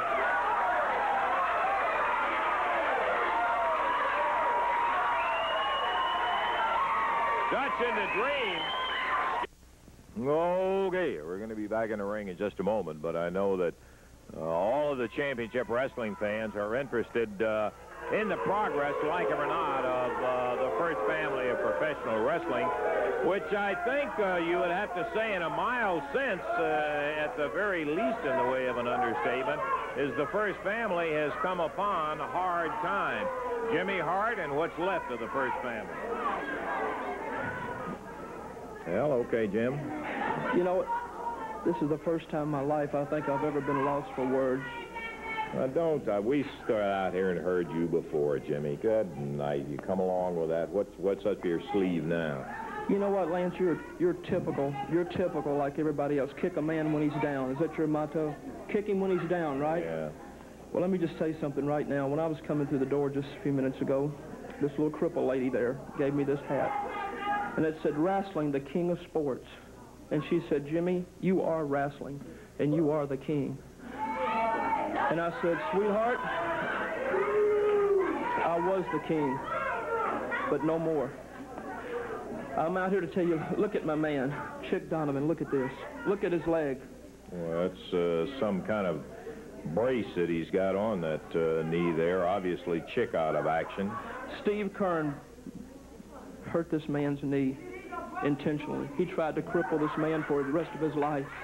Look at my nightmares when I was away. Look what happened to my nightmares. Danny Unmasked. Davis and Ted Allen, yes. That's right. You know, everybody used to say, Danny Davis, he's a manager. But you see what Jimmy Hart did? Jimmy Hart took Danny Davis and Ted, and we put our brains and minds together, and we turned them into a super team. You know that. Yeah. Oh, you forgot to mention, I've never seen so many crutches in my life. The hard cast, I want to bring that out. Well, let me just say this. Jerry Lawler did this to me, and that's fine, man. They've got to live with it, not me. They've got walking wounded. The walking wounded. Well, I'm just here to tell you, everybody, this today, is that the first family of professional wrestling is through. The last casualty to the list is Kevin Sullivan and Wayne Farris. Wait, Jimmy, before you go on, I've got some tape of an interview. You know you were there, and I would like to share with the people and let them see what happened in a particular situation. This is funny, don't you? No, I'm not saying it's funny. Just let me roll it. Come on, let's go. Let's go in. Let's go in. Hey, wait, can we get... Yeah, right. Bring it on in. Hey, well, now, wait a minute. Come on. Listen. Hey, I heard... Okay. Wait a minute. I've been to a family meeting before. You don't look as happy tonight as you did then. What's going on? What's all the hollering? I'll tell you what's going on. I'll bet, yeah. I'll tell you what's going on. You know, because you're a southerner just like the rest of these jerks. When I came down here, I'm the first piece of class they ever had. The family's the only class they have in this country today.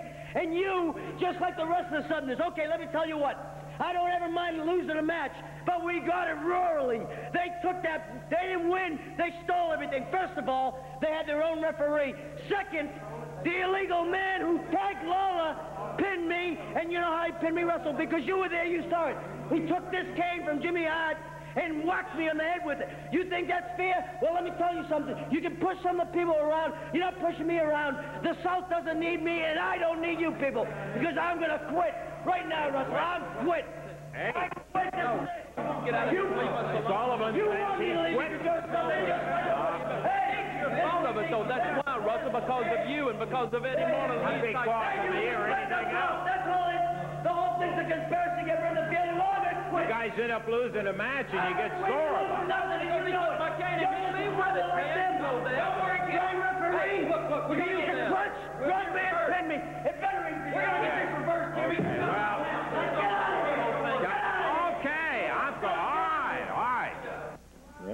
Quitters, that's what it was. Well, let me tell you something, Russell. Corruption in the music business is what put me in the wrestling business, man. But let me tell everybody something right now. Eddie Marlin, you can do anything to us that you want to do, brother. You can come in here and you can find me and Chick for anything. You can have your referees trying to fix the matches on my men, and you can do whatever you want to do because I know exactly what's going on. But you'll never run Jimmy Hart out of professional wrestling because there will always be a first family in professional wrestling. I've got friends, baby, and it's pulling together. Look at these. Look at this. Can y'all guys wake up here? Get a shot of this right over here. Look who's sitting there card. Bo Derek. Bo Derek said, Jimmy Hart, I love you. Get well. Well, baby, I am well. Look at this right down here. Clint Eastwood, he said, hang in there, baby. Hang 'em high, and I am hanging 'em high. Look at this. Jane Fonda loves me. Sally Fields. And last but not least, Reggie Jackson. But why? Because Jimmy Hart is a winner. That's exactly the reason why. But let me tell you, baby, help is on the way for the first family. Help is on the way. Come here, boys. Get a shot over here. My main man, Handsome Jimmy Valiant. I called Handsome Jimmy, and I said, Handsome Jimmy, I produced your record for you, brother. I'm the one that got you in Memphis, Tennessee. And he said, Jimbo from Memphis, I love you, darling, and I'm on my way. Look at this. Austin Idol, the universal heartthrob, the man of the hour. He said, Jimmy, he was down in Tampa, Florida, and I called him, and I said, Austin, I need you. I want you back in the family. And he said, I'll be there, brother. I'm coming. The Turk and El Toro, they're on their way. Paul Ellering, he had a little accident down in Atlanta just recently, but he's going to be well in a couple of weeks, and Paul is on his way. Look over here. Look at this. Big Joe LeDuc. What can you say about Joe LeDuc, baby? He called me and he said, Jimmy, I'm in Canada, but I'm on my way if you need me. And I said, I do need you, brother. Look at this. The Funk Brothers are coming. Paul Ellering down here. Last but not least, Killer Carl Crew. He's in the Maritimes. And he says, Jimmy, I'm coming back to the family. They're all coming back to the family because the family is the greatest thing to ever happen anywhere in the world. Nobody's going to run Jimmy Hart out. My Nightmares are the greatest team. Chick, I'm going to be working on Chick's leg this week, brother, and he's going to be back in action. Don't you worry. Ron Bass, like he said, Ron Bass is going to be here. It took me a little bit of money to get Ron Bass, but he signed a contract with me. But right now, what I want to introduce to you people for right now. Aren't coming back to you in there. They just left you. Well, let me just say like this, you know. Jimmy Hart, I've took every beating that I've had to go in that ring and get, brother. Everybody's dished it out, but I'm still here standing up. Sure, I've got a broke bone in my leg right now, but I ain't crying about it. Lawler broke my jaw, but I was still out here, brother. But you see, Wayne, Farris, and Kevin Sullivan, I did everything that a human could possibly do for these men. But you see, they're quitters. They're losers. We don't want quitters in the first family. We want nothing but winners. Look at these people over here. You know what I'm talking about. We want winners. So if y'all are chickens, stay away from us because I've got the people around me now that I want. But last but not least, I want you people to get ready because I'm going to bring a man in right now that is definitely a killer in professional wrestling. If you want to get hurt bad, baby, this is the man you bring in. So I want you to give a warm, warm welcome for this man, the killer, Bugsy McGraw. Come here, Bugsy. Come here, Bugsy, baby. We've heard all about Bugsy McGraw. We've heard about the big guy, Bugsy We've heard enough, baby. But they're talking about the first family, too. They're talking about a struggle. They're talking about reality, and it's right here, it's right now. These men may be on crutches. These men may be down for a little while, but let me tell you something at home. On the other side of that camera, you understand? Coming to you because I'm here. Coming to you because you're sitting there with a can of beer in your hand, sitting beside your fellow lady with curls in her hair. Your kids wheeling around your apartment, dropping food all over. And you got to step over what the dog left on the floor to turn on the TV to get some me, baby. And you're talking about a struggle. I'll tell you, that time the struggle is when a man's down. The mark of a man, the mark of genius, the mark of a warrior. Come. Understand, baby? Come. You come. When you got to fight from the depths, baby, and you can't see any light. The light's not there, but all you do is struggle.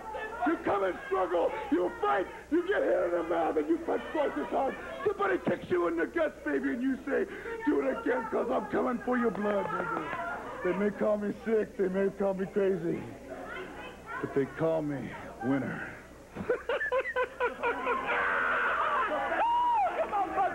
It's life, baby. It's life, and I know how to live it. Can I get the microphone? You can get your mama. The family will never die. The family will live forever, and so will Jimmy Hart. Forever! I knew it. Typical Hart move. Today, we're just going to have it as it comes in here. We do have that expiration of time match that we've got. Yeah, Onita and Fucci will be in here against Roy Rogers and the Dream Machine. Yeah, also, we have the videotape that I'd indicated earlier in the week that we have of the Tennessee division of the Southern Heavyweight Tournament. Now, these tournaments, obviously, as you know, are taking place all over 7-8 states in there to determine people who will be coming to ultimately when they make the decision on the date and so forth for the Southern Heavyweight, vacated Southern Heavyweight crown. All the state winners are going to be going in there. The Tennessee division had some rugged action in there and some surprises, too. Let's take a look at the highlights. There's a whip. And the Dream nailed with a right hand. McGraw from the corner covers him up. Count of 1, 2, 3, and that's it. Suplex. Over and down.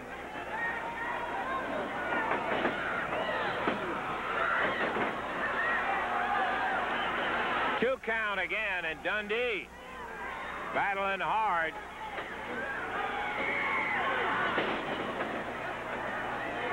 He knocked him down. Stuck that foot up, jammed it right in his mouth, and he put Onita right on the back.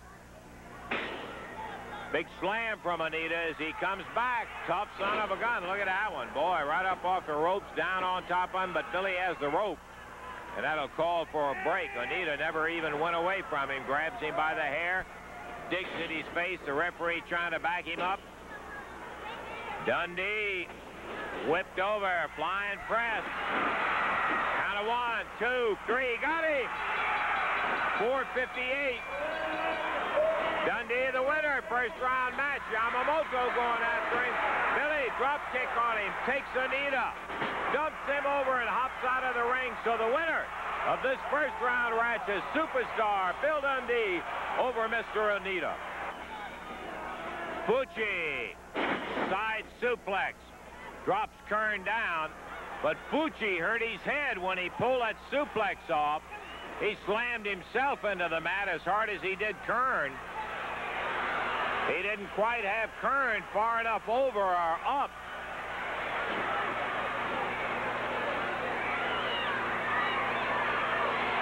Fucci back up, Keirn up. Chop to the midsection, a jab rather. Goes after him with a foot. 2 minutes to go. Oh, I mean, no, 7 minutes to go.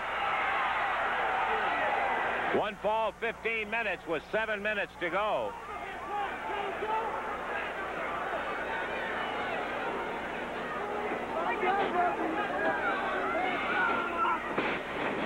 And he turned him over quick. Got a count of 1, but that's all. This Keirn has got a button. When somebody covers him, boy, he starts booting. He nailed Fucci on that one. Takes another chop from behind. Big body slam. Power style. Could be. No, sir. Keirn won't let it up.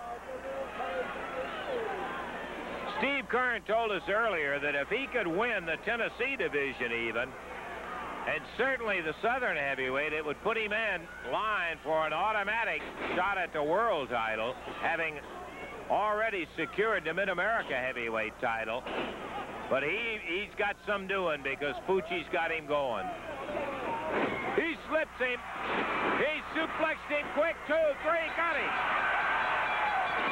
The winner, Steve Keirn. Ron Bass continuing to splatter with that right hand.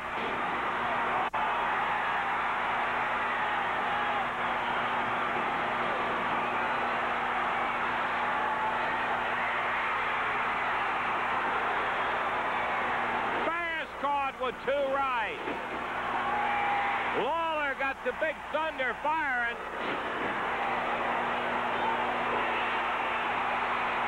This has been a wide-open match. The referees try to keep it under control, but there has been a lot of slugging going on. Whoa! Lawler, foot right in the middle of the face.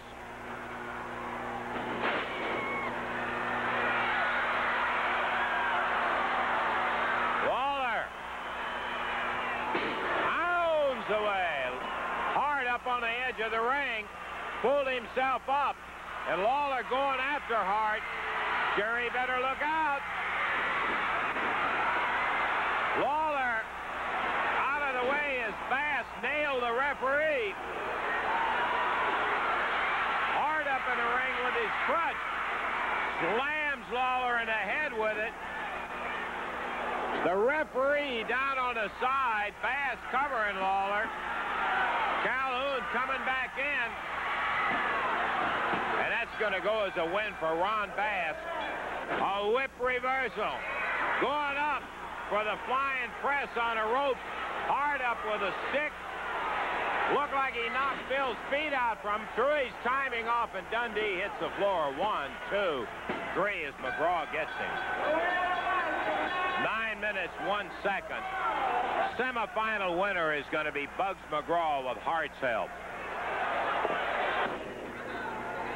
We're coming up on the 4-minute mark. Keirn bangs referee Paul Morton in the head. As he was picked up, here comes Hart up out of the chair and on the ring apron. Should be a disqualification. But he nails Ron Bass with a stick as Keirn ducks. 4:12 the time, the winner, Steve Keirn. Whoa, Steve Keirn crawled underneath the ring. He reached up and really caught Hart with a short right uppercut. Put him down. Now he's up and after McGraw.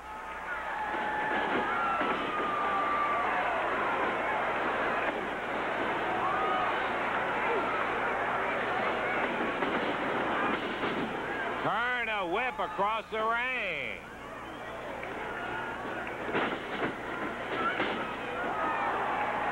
Steve Keirn coming back. And he's just a guy that can do it. Into the ropes. Sunset flip. Woo, and Hart jumped up while the referee was down counting. And he speared Keirn with that crutch.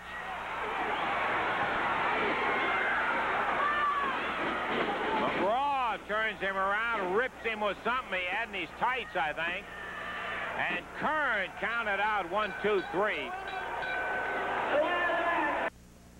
Okay, there it is. You saw the Tennessee Division winner, Bugsy McGraw, in there with lots of help from manager Jimmy Hart in there, and also baby. Something else. Woo! I still want to know what he got out of his trunk. I feel great, and I did it for all you people over there, baby. The first family, as long as Jimmy Hart's around, will always be #1. The next Southern Heavyweight champion, the next world champion, I'll give to you, Bugsy McGraw. Look at it. You end up with the official win, but not a lot of commendation from the people. You want to know what I had in my trunk? Yeah, yeah. That really might shock you. Yeah. Let me tell you a little something right here. Do you know what a frog says right to a fly right before he takes a big bite of him? He says, "I'm hungry."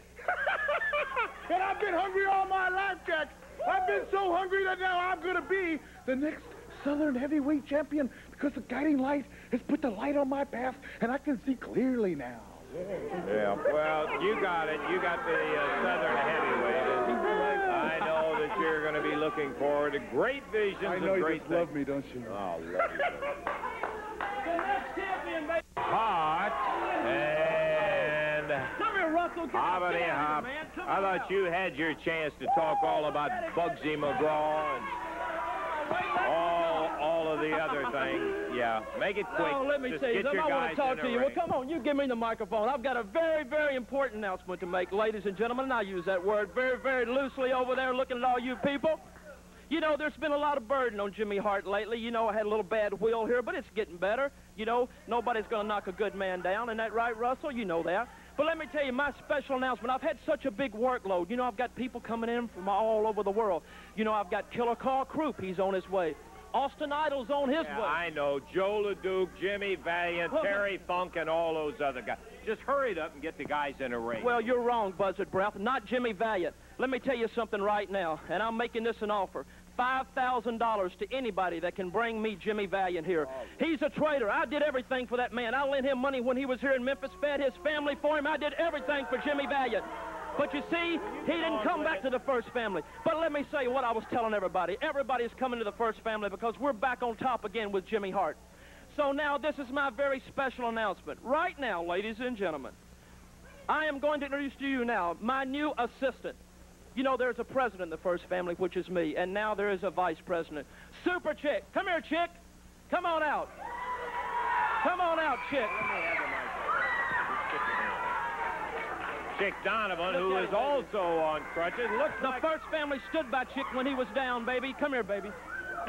Okay, all right. Enough of the old home week thing here. Chick Donovan is now your vice president. He's my vice president. When do we get somebody in there to wrestle? Will you please?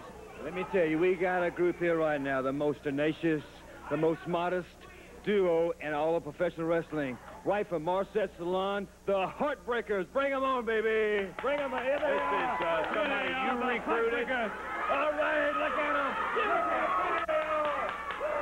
Beautiful, beautiful, Chick, beautiful. So this is the Heartbreakers right here.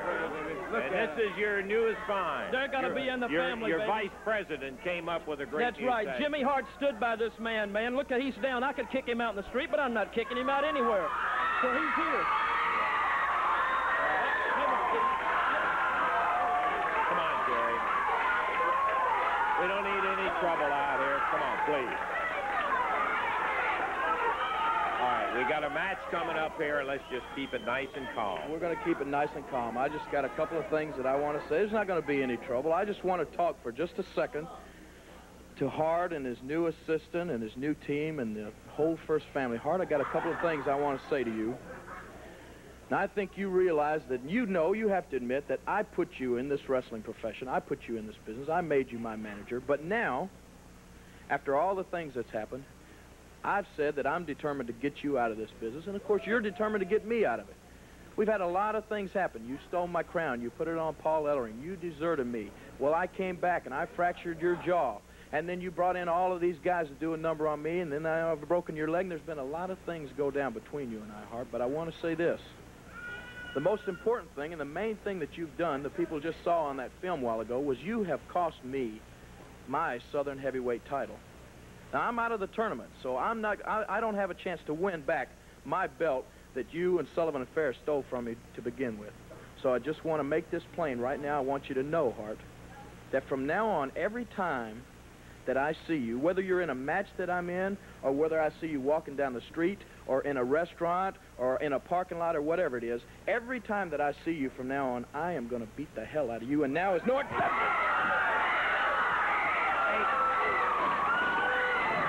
Jerry, do it outside. Hey, come on, Jerry.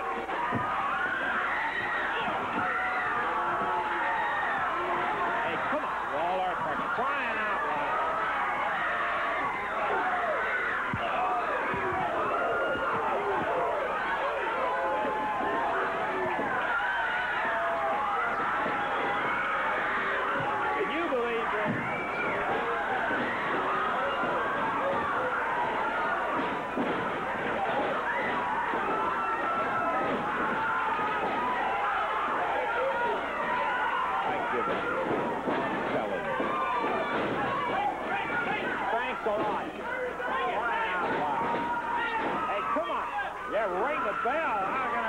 belt for crying out loud.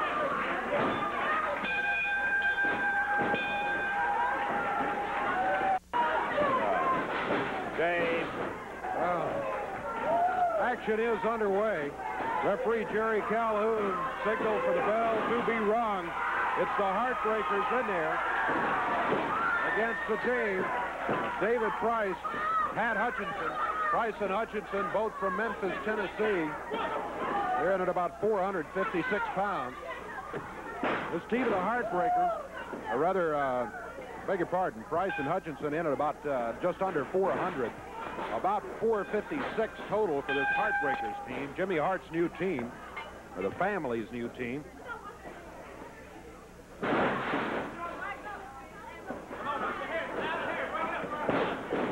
Heartbreaker with David Price. Heartbreakers make a tag.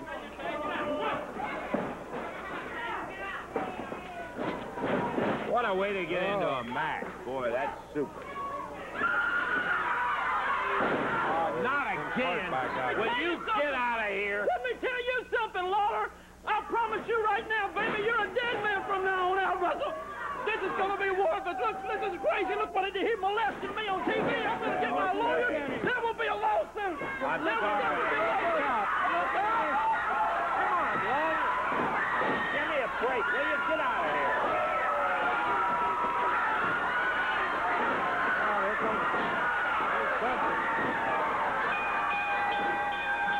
That's going to be it for the match.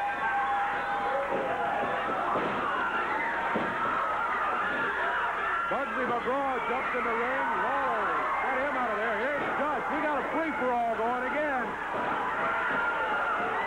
Chick Donovan with a crutch. There's Bill Dundee. Dundee's got the crutch. Steve Keirn holding one of the Heartbreakers. Dundee uses the crutch on him. Hart, Bugsy McGraw, the Heartbreakers, Chick Donovan all leaving the area now.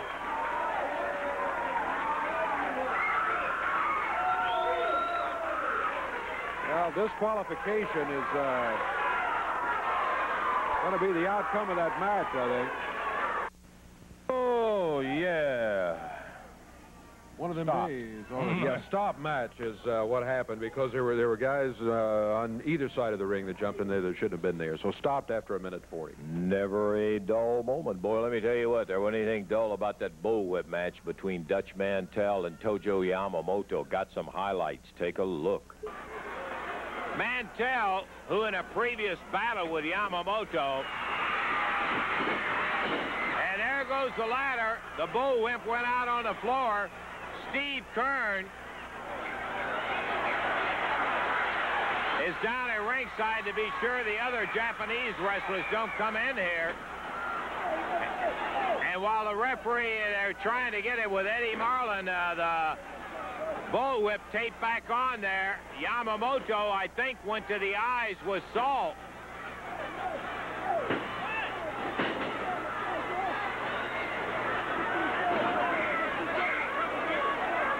Keirn's trying to tell him that he was using salt while he was monkeying with a whip. Dutch in bad shape in the corner as Tojo rips on him.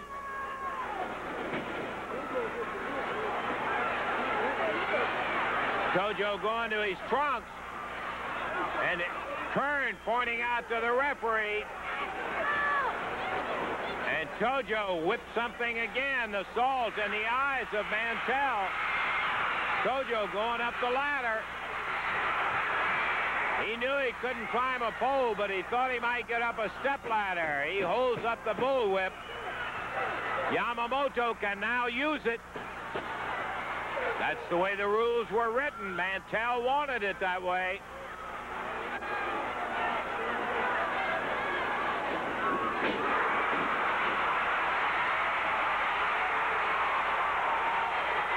Dutch gets the whip away from him.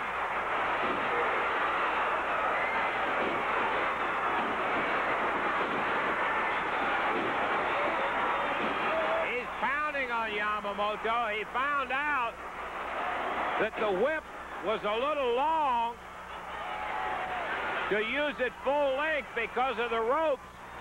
So he's shortened up. Ah, now he throws salt right in Yamamoto's back.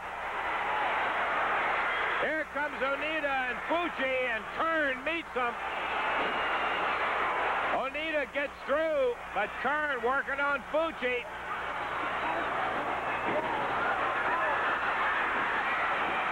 Yamamoto down as Dutch goes after Onita with a whip.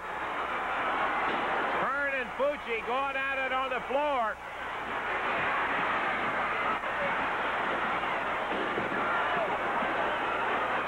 Yamamoto and Onita wrapping the rope around Dutch's, or the whip around. Ring the bell. I don't know how this is just going to be stopped. The referee's got to stop this one. The official time is going to be 4:11. And look at Keirn right across the back of Onita. They're choking Dutch.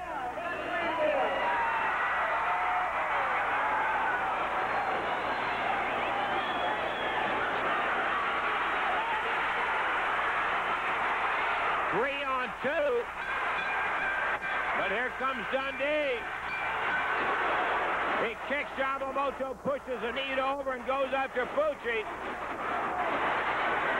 Dundee, Mantell, and Keirn doing their business now.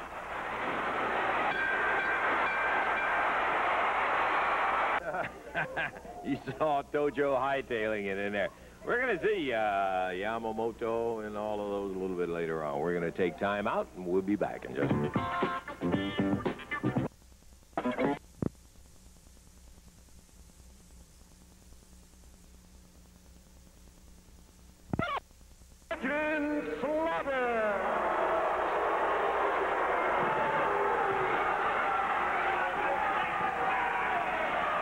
Slaughter victorious. Let's take a look at some slow motion action if we have it. Pat, pick it up. There's Sergeant Slaughter going Rick McGraw and running into a brick wall. This is it for McGraw. Okay, let's go to Vince. Undoubtedly an impressive victory once again for Sergeant Slaughter. Hey, what do you want to ask me? Ask me anything you want. We do not want to ask you two anything. You are not our guest. Thank you very much. We have another guest.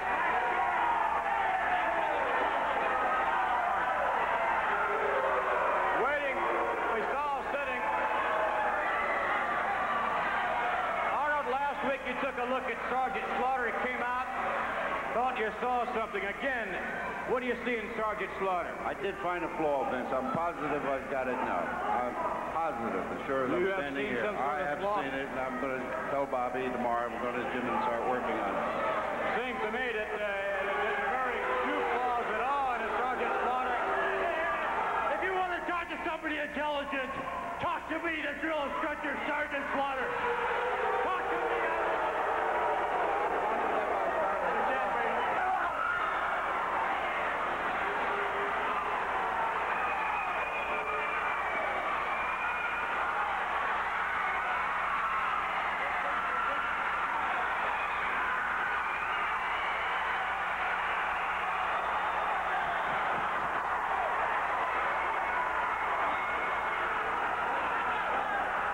Minute time limit, 246 pounds from Memphis, Tennessee. On the left of your screen, Buddy Wayne.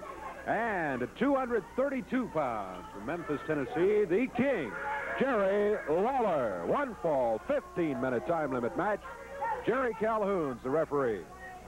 All righty, bell time, maybe. Here we go, if we can get it to ring. Everything else has been that way today. Yes, sir. Buddy Wayne going against the King, Jerry Lawler. And Buddy going at him with that right hand. Jerry blocks him, zings a big right back, comes right over on top of Buddy Wayne. Starts pounding away, and referee Oh, look out.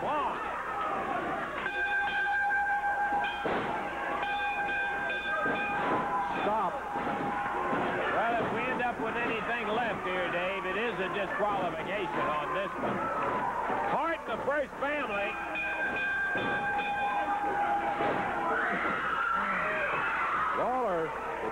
Heartbreakers. Dream Machine. Dream with a club. He hit Lawler. He's all over Lawler in there.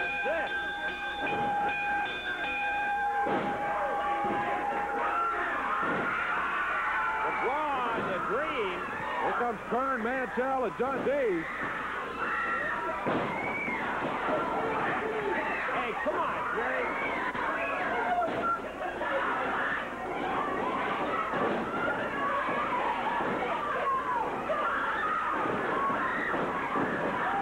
A Dream Machine. Come on, Eddie, get see if you can get some of those guys out of there. All right, Dream Machine hit Lawler. Still trying to work on him. Dundee and Mantell shove him out of there. Lawler really stomped upon. I am not believing. The Dream Machine came out and nailed Lawler with a club or something like that. Yeah. I thought he was going after Hart, and he swung and he hit Lawler, and then he came back and really started working him over. Trying to get Jerry McGraw joined by the Dream Machine. You heard it right. I couldn't believe what I was seeing in there. I thought maybe he missed him the first time and just accidentally hit him, but there wasn't anything accidental about no doubt that. About it. He just was pounding on him, and then joined with McGraw dropping the big elbows on him. The whole first family doing it. Lawler being carried out of the area where the whole first family jumped on him. Oh. They jumped. McGraw, get those guys out of here.